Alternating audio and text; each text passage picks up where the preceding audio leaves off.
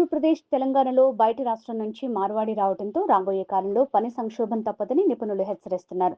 ఇప్పటికే పలు కీలక రంగాల్లో ఇతర రాష్ట్రాల ప్రజలు పాతుకుపోయారని, ఇది ఇలాగే కొనసాగితే తెలుగు రాష్ట్రాల్లో ఆర్థిక సంక్షోభం ఏర్పడే అవకాశం ఉందని నిపుణుల అభిప్రాయం. బీహార్ వాళ్లు ఇటుక బట్టి నుంచి వరి నాట్లు, పత్తి ఏరేదాకా అన్ని రకాల కూలీ పనులు చేస్తున్నారు. ఒరిస్సా వాళ్లు అన్ని రకాల కార్మికులుగా, వంటకాల తయారీదారులుగా చేస్తున్నారు. రాజస్థాన్ వాళ్లు టీ స్టాల్ మరియు హోటల్, శానిటరీ షాపుల నిర్వహణ చేస్తున్నారు. రెండు తెలుగు రాష్ట్రాల్లో షాపులు వీళ్లవే. ఉత్తరప్రదేశ్ వాళ్లు టైల్స్ వేసే పని నుంచి పెయింటింగ్, అన్ని రకాల ఇంటి లోపలి అలంకరణలు చేస్తున్నారు. కేరళ వాళ్లు ఇంగ్లీష్ బోధించే టీచర్లుగా పనిచేస్తున్నారు. కర్ణాటక వాళ్లు భవన నిర్మాణ కూలీలుగా పనిచేస్తున్నారు. ఇలా ఇతర రాష్ట్రాల నుంచి ఇక్కడికి వచ్చి ఎంతో మంది ఉపాధి పొందుతున్నారు.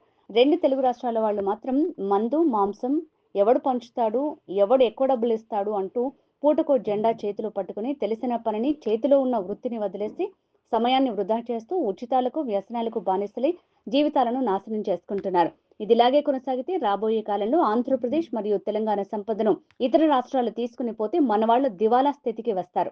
వారు పనిచేసే అలవాటు, వర్క్ కల్చర్ కూడా మర్చిపోతారు. ఆ తర్వాత పని చేస్తామన్నా ఎవరు పనివని పరిస్థితి వస్తుంది. ఇది రాబోయే కాలంలో ఏపీ, తెలంగాణలో పనిచేసే వారిని సంక్షోభ స్థితికి నెట్టివేస్తుందని నిపుణులు ఆందోళన వ్యక్తం చేస్తున్నారు.